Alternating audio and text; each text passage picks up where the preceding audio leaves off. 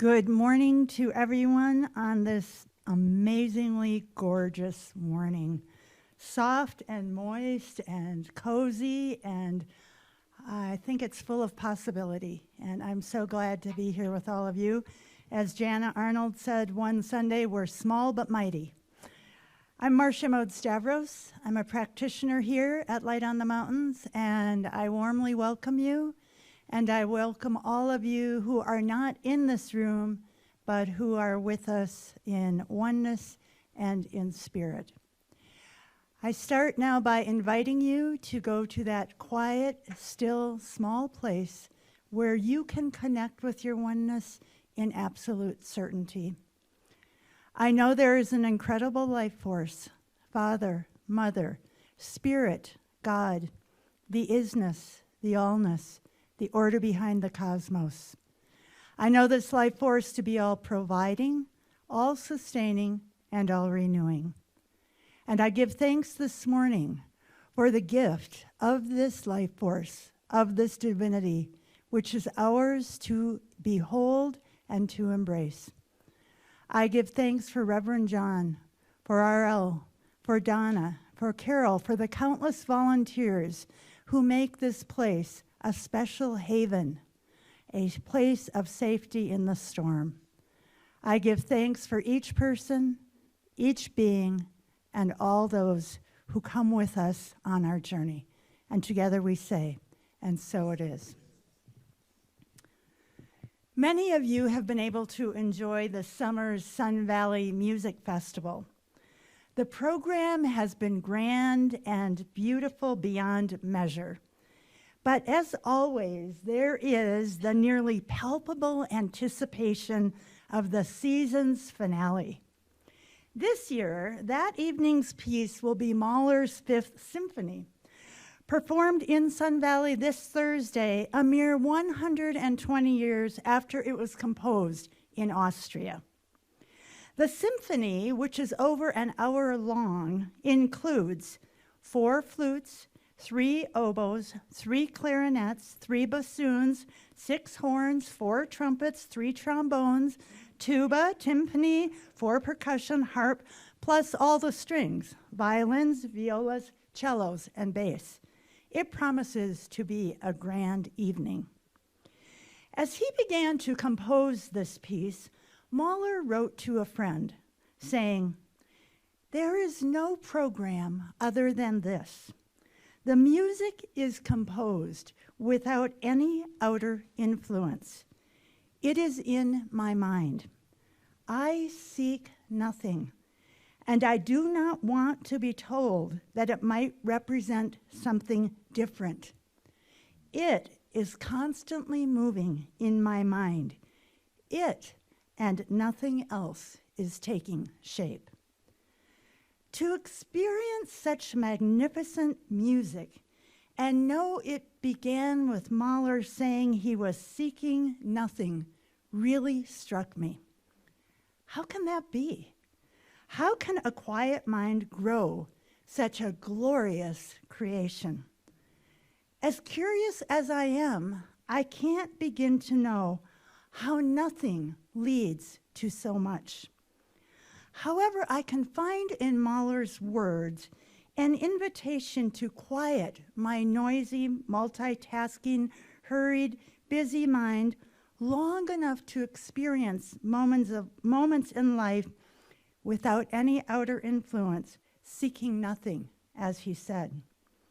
Perhaps it is there that I find the answers, seeking nothing in order to give creation shape. As I listen to the music this week, I will remember that it grew from nothingness, and that nothingness is ours to have, an invitation to each of us to be still and to allow our own it to take shape and to be shared with others, each in our own divinely blessed way. And so it is. And now the affirmation for August, which is in your insert if you're in this room. Please read it with me. I am an individuated creation of the divine who embraces life with great passion, purpose, and an understanding of its unlimited potential. Thank you, Marcia. Good morning, everyone. Marcia knows all of those players in the Mahler because it is Marcia's task to find them all housing while they're here. A task that she does with great skill, great style, and wonderful compassion. Thank you. So I have another festival story. Last night, getting ready for the concert, and for those of you who are there, or those of you who can imagine, it was quite the dynamic evening, both because of the pieces being played and because of lightning strikes, which came within, 2/10 of a mile of the pavilion and caused us to shut down the lawn in the middle of the concert. It worked. People played together nicely. They were helpful, they were kind, they were compassionate, they were mostly without fear or frustration, and that was great. But before all that began, was walking through the pavilion, and a gentleman stopped me and said, just want to say hi. And I looked at him and I know your face. Well, he's a neighbor of mine that I've never met before. And wasn't that great? And he said, oh, but I see you every week. And I was like, well, drive past your house a lot, and I see you in the yard. And he went, I watch Sunday mornings every week. That's what we do. Really? You just live like 3 doors. I thought, how great is that? And it reminded me again that at any given moment, whether there are 2 people around or a few thousand, or that I don't know the stories. I know this much. And even when I think I know the story, I still only know this much. And there's so much more to know, or not. I don't think we have capacity to learn everyone's stories. But we do have the capacity to be ourselves in every situation. Our authentic self, honest to who we are, responding as we would like to respond, not to a situation, but to other people. And I think so often we get caught up responding to situations. There are things that frustrate us, that make us angry, that where we feel like we've been done wrong, and we have to fix it. Well, last night I watched all of these people respond to each other. They were helping each other down the steps. They were helping each other figure out where they're going to put their chairs because they couldn't bring them into the pavilion. But they desperately wanted to hear more music. And so they figured it out. I learned a lot at the symphony last night.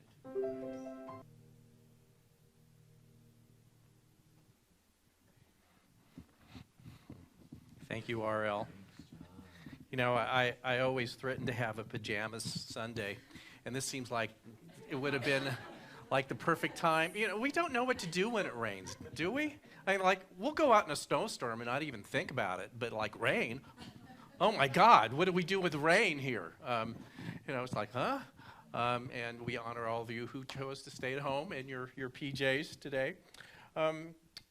And it almost seems unfair that we're going to have like 2 days of possibly heavy rain when so many places are experiencing really the tragedy of great fire. And you may or may not know that in Canada, Kelowna is, you probably saw them on the news, we have a Center for Spiritual Living there that's quite active, and I know the ministers that serve there, and kind of makes the fires we had here a few years ago seem like our fires were not so much. You know, we didn't have a lot of damage with structurally. So it's so let's hold them in prayer.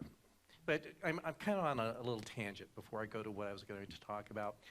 But we say, well, what does that really mean? I found a great quote that came across social media today. It says, prayer is not a spare wheel that you pull out when you are in trouble. Use it as a steering wheel that keeps you on the right path throughout your life. So if we can, I think all of us have to remind ourselves that prayer is not a requisition form to submit our request and know we're going to get something back. And when we look at it that way, we think of spiritual practice as that something that we do when something bad happens, as opposed to spiritual practice is, in a sense, elevating our consciousness and seeking to acknowledge our oneness of spirit and the divine. And that is something we should be doing all the time rather when we think there's an emergency. So I know even if we're in prayer for Maui and prayer for Canada, it's so easy again to fall into just praying for what we think is the right solution. Who am I to know what the right solution is? Who are any of us? But so my prayer is always just to know that the presence of the divine is right there, and to pray for people to be inspired to make the right decisions. Because again, who can make we think we know. We don't know. So try that, even in your own life. Don't use spiritual practice or prayer like, oh my God, everything's going crazy. But on a daily basis, I'm seeking to be in alignment with something greater than myself. And I'm looking for guidance for making the right decisions and to be in what we call the flow of life, meaning that you are in a sense of non-resistance. I think often as human beings, we are in a state of resistance. We don't like what's happening on some level, so of course we want it to be different, and there's nothing wrong with that. But there is also a thing of non-resistance. How do I go with a greater flow here, even if in the short term, even medium term, that it's feeling uncomfortable? And actually that leads me to what I'm actually going to talk about today. Amazing how that worked out. Our theme for this month is passion, purpose, and potential. And we like talking about those things, and we like talking about being in a synchronicity of life and a greater flow. And there's times that we really do that, and really times that we feel it at a great level, don't we? Like you just say, I just feel like, I call it getting on the escalators. Like I've gotten on the prayer escalator and I'm feeling like I'm doing exactly what I'm meant to do, what I'm called to do. Things are showing up in time and on time. But what I want to talk about today, which is even how we look at fires, there seems like sometimes in our human judgment that we've gotten off that escalator. And we think, well, what am I doing differently? I told a story a few years ago, my escalator story.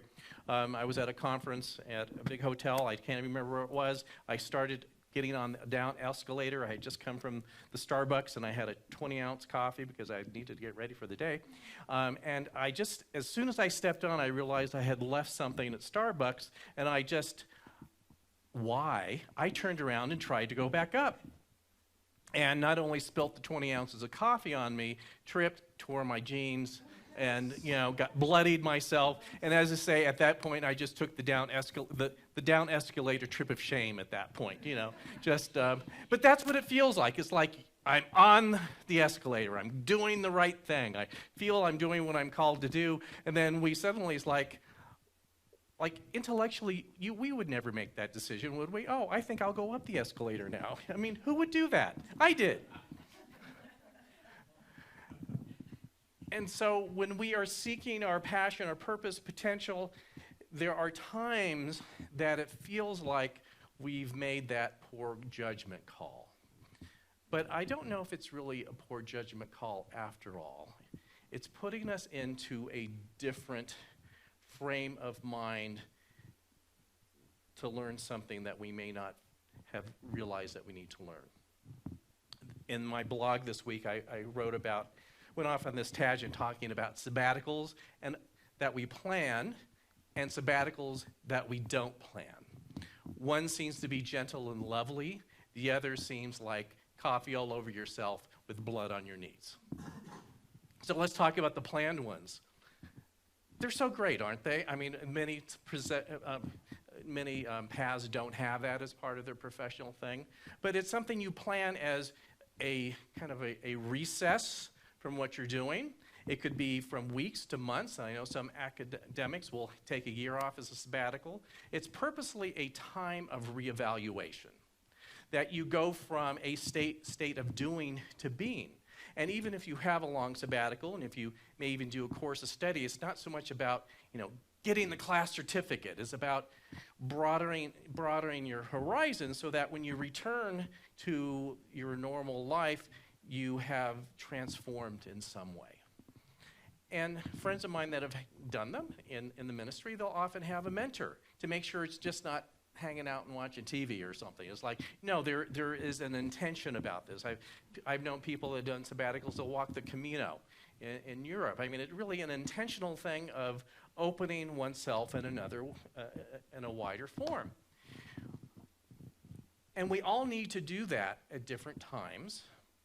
I think we all intuitively know when it's time to do that, and sometimes we just don't. And I think that's where this concept I've been playing with of unintentional sabbaticals come into play. It's like the universe is saying, you need a little time to look at this differently, and it seems like you're not going to do it consciously, so let's wreak some havoc in your life. Let's suddenly have the escalator change directions and see what happens. That the unintentional sabbaticals, in a sense, has the same core purpose of doing intense inner work, but it may feel in this version of it where your life is just in chaos to some extent. And when we do have those times, it's interesting how, if you're trying to seek advice from someone like me or R.L. or Marcia or anyone, we might say, and we hate this when people tell us this, well, you really need to learn what you need to learn in here. And of course, when you're going through the escalator the wrong way, the last thing you want to hear is, look for the lesson. Don't you hate that? I hate that. I just bloodied my knee, and you're telling me some higher thing. I've got a concern here. I've drenched. I'm wearing my coffee, and my knee is bloody. And you're telling me to seek the lesson. And if I had coffee left, I'd probably put it on you. So it's great advice when you're just floating along, going in the escalator in the right direction, isn't it? But not so much when you experience the other thing, part of life. But ultimately, that's what it is. It's like the universe for a while has been giving you an invitation to seek an inward guidance. And we said, well, when I have time, I'll get to it later. I'll take a day off. That'll do it, won't it? But sometimes, and my theory is there's at least 2 times, maybe 3 in your life, where it's time to do a major reevaluation. And I have found that if you don't do it consciously, it's coming for you at your doorstep.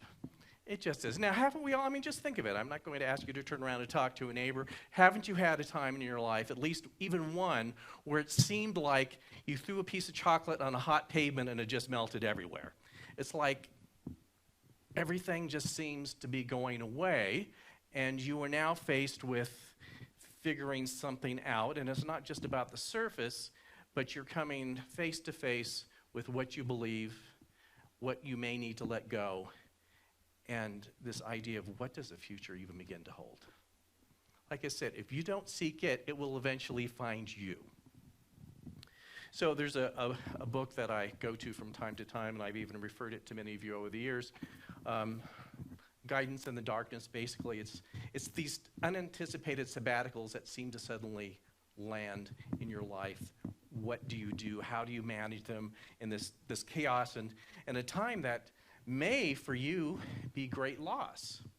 But sometimes these unintentional sabbaticals can happen when something that we think great happened, but it so changed the fabric of your life that you're left like, what happened? That everything you know has shifted, had gone down a different course to where you are. So these unintentional times can be things of loss and death and loss of jobs, or it can be amazing things that happen that you realize that this portion of my life has now ended.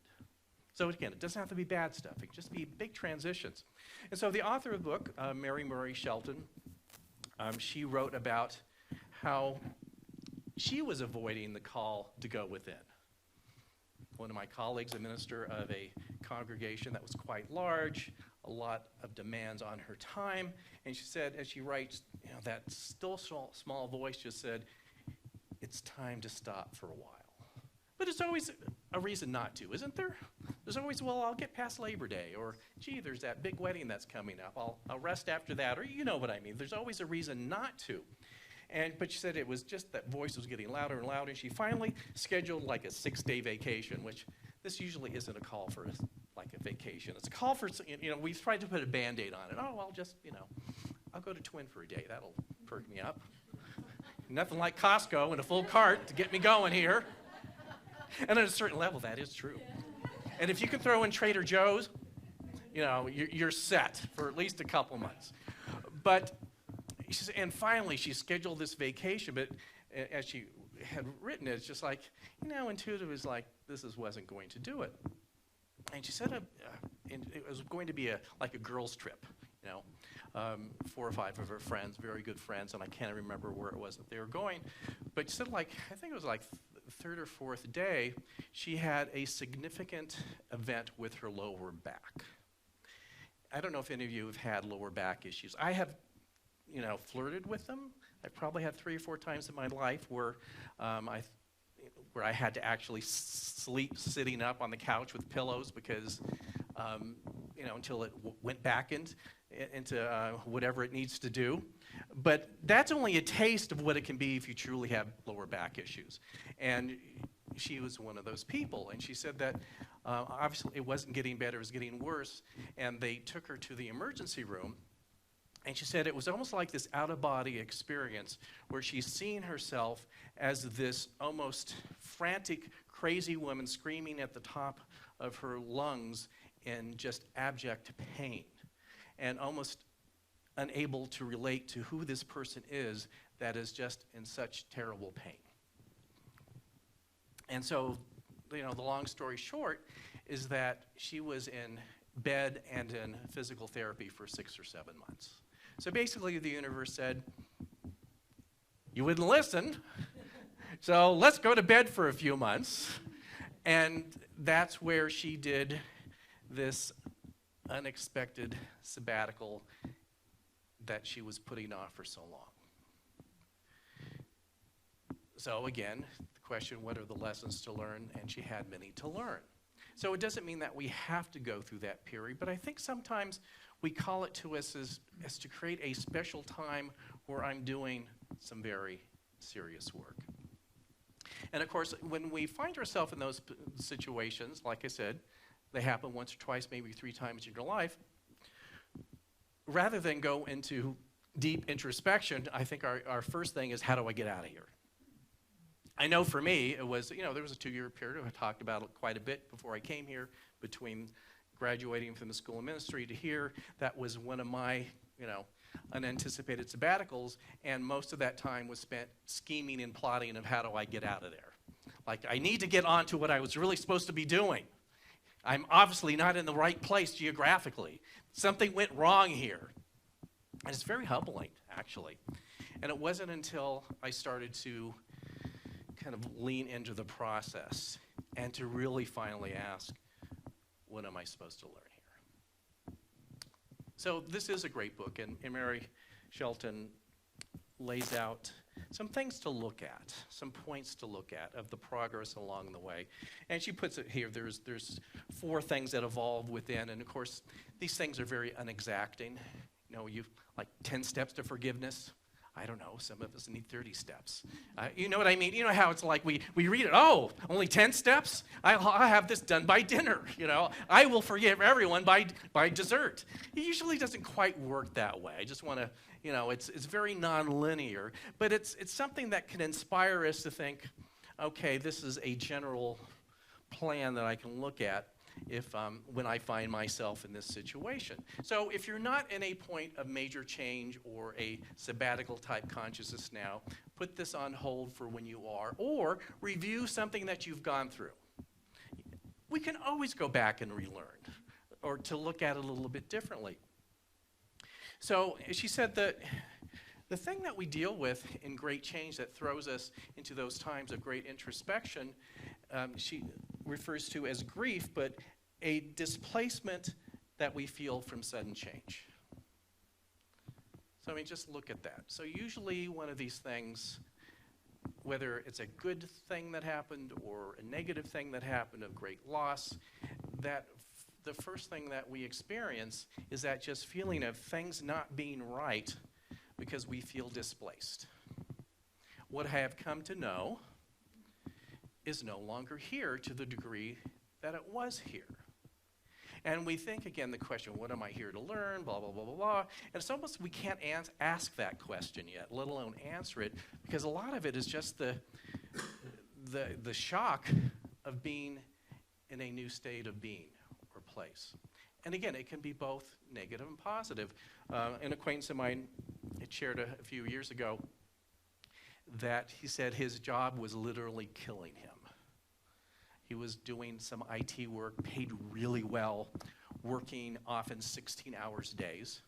And he said he would, at the end of this shift, basically get enough time to go home, shower, eat, and pass out, and come back and do it again. That was his life. And he said he would just go sit in his car after 16 hours and just, even have chest pains, like, what just happened again today? 16 hours of just, of this. And he had, quote unquote, this plan. He was making amazing money, and I think he was like 55, 56, and he said, his plan was at 65, he's going to have all this amazing money amassed, and he was finally going to do what he could do or wanted to do, and he just had that insight. You know how you get that true insight? He said, you're not going to make it to 65 if you keep doing this, that you will have amassed money to leave someone, not to enjoy it later in life. And so he very soon quit that, and you think, story done. He had the insight. He followed his guidance, and after almost so many years of working 16 hours a day, his big thing of sabbatical was, who am I now? What am I now? What am I supposed to be doing? I've done all this that was great on a certain level, but I've put myself aside, so what is the meaning of life for me? And I think he's still trying to get answers to that question. So you would say a good thing happened. He left a job that was really too much, and he had earned a great deal of money from that and put away, so he was kind of like set, but yet it was like, okay, if I'm not this person, who am I? And I think that's really at the core of this. If I'm not this person anymore, who am I now? And so as you said here, it's the grief from displacement of sudden change. And you may sit with that a while, and you may feel like, oh, this great thing happened, why don't I feel good? Or this not great thing happened, I know why I don't feel good, how do I ever make my way out of it? So that's kind of the first thing that we're just kind of put with when these things is like, how did I get here? What am I supposed to do? What am I supposed to learn? But as we lean into this and actually start opening up to, there must be something I'm supposed to learn and find out here, obviously. Because this kind of in-between state is not a place where you stay forever. So what am I supposed to learn? So a part of this is finally opening up to a level of receptivity of there could be something else beyond this bubble of change that I have found myself in. Because at first it's like you can't see anything being different. You're actually, what you want to do is get often back to where you were in some instances. It's like, that was great maybe, and I need to get back. So the next step with her is to realize there's no going back, and through your guidance, your spiritual practice, just even little hits of ideas of, oh, this could be a thing. Or even, I don't know, you look in the want ads, and not that you would follow this want ad, oh, I never even knew that thing existed. You just start, not necessarily things you would follow, but like, wow, I never knew of such a thing. Isn't that interesting that is? And you start to open up a little bit, and it goes into the next step she points out of just finally getting to a willingness that I could see myself starting to exit this period of my life. Not that you're necessarily going to do it yet. You see the ad, but you don't call them yet. But there's a sense of, I'm receptive and I'm willing to see things differently. And that's really a big thing, because I know for me, when I was in my 2-year thing, there was not much willingness, other than my willingness to get what I thought I wanted in the first place. That was never going to come in the way that I wanted it. That was as willing as I was willing to go. I can't say that too many times. Willing to go. But there's a different type of willingness that comes. It's like, obviously what I was doing no longer works. So I'm open to other ideas. I'm open to how guidance shows up through ideas, through billboards, through other possibilities. And then as she writes, it eventually goes into small steps and eventually larger steps of action.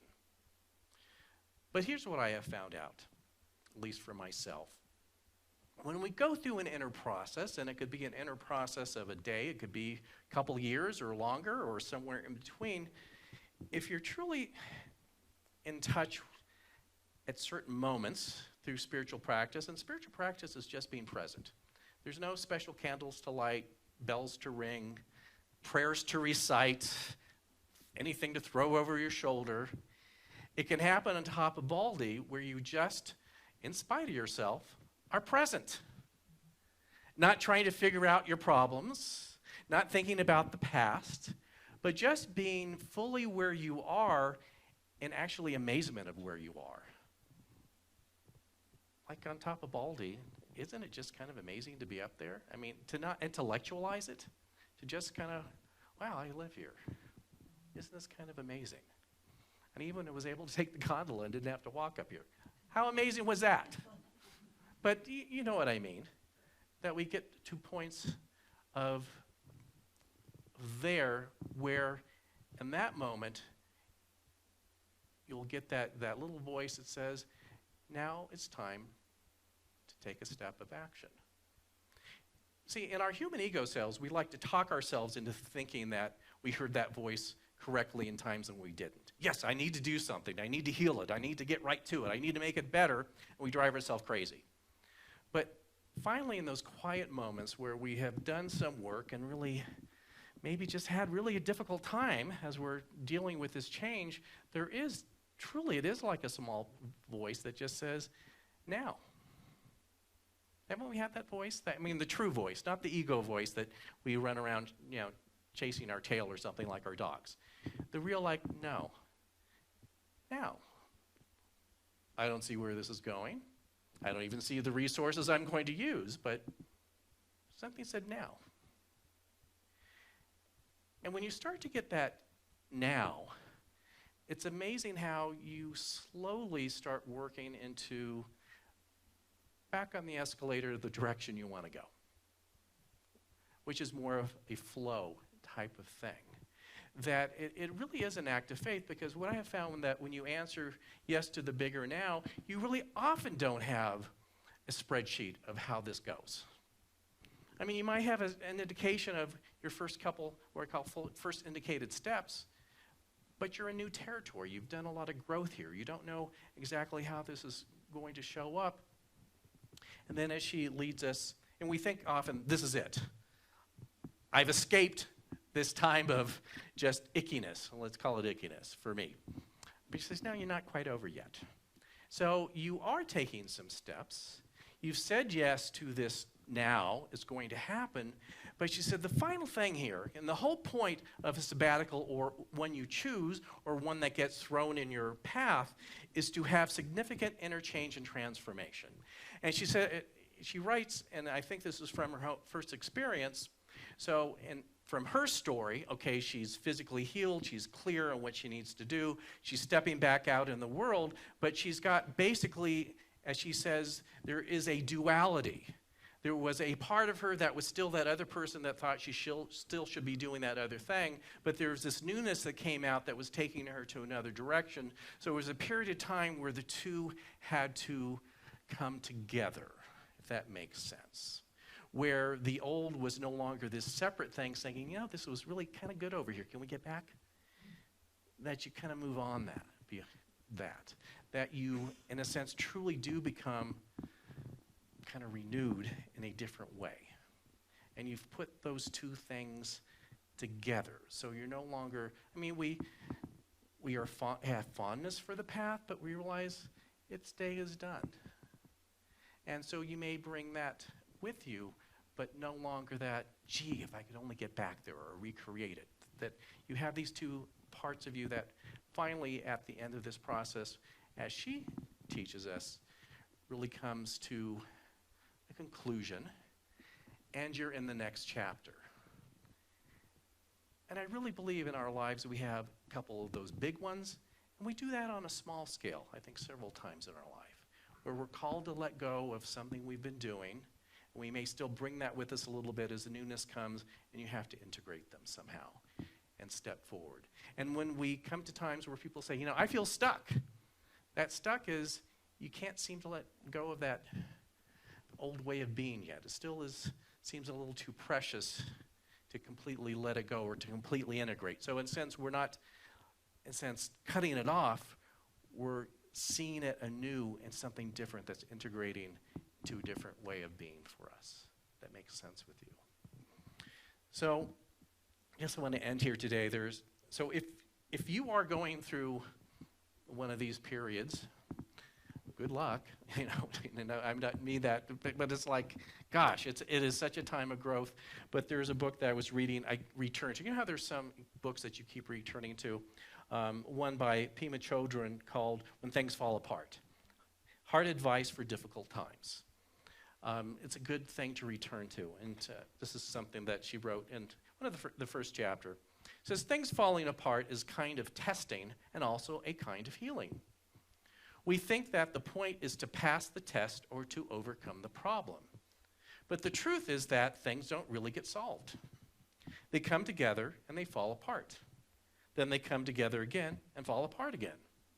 It's just like that. The healing comes from letting there be room for all of this to happen. Room for grief, room for relief, room for misery, and room for joy. So let's just take this within for a few moments. Just be present where we are. Let us be grateful for just being here, this amazing rain, this amazing place that we live. And be grateful for all that is, even the things that are uncomfortable. And know that guidance is always within us.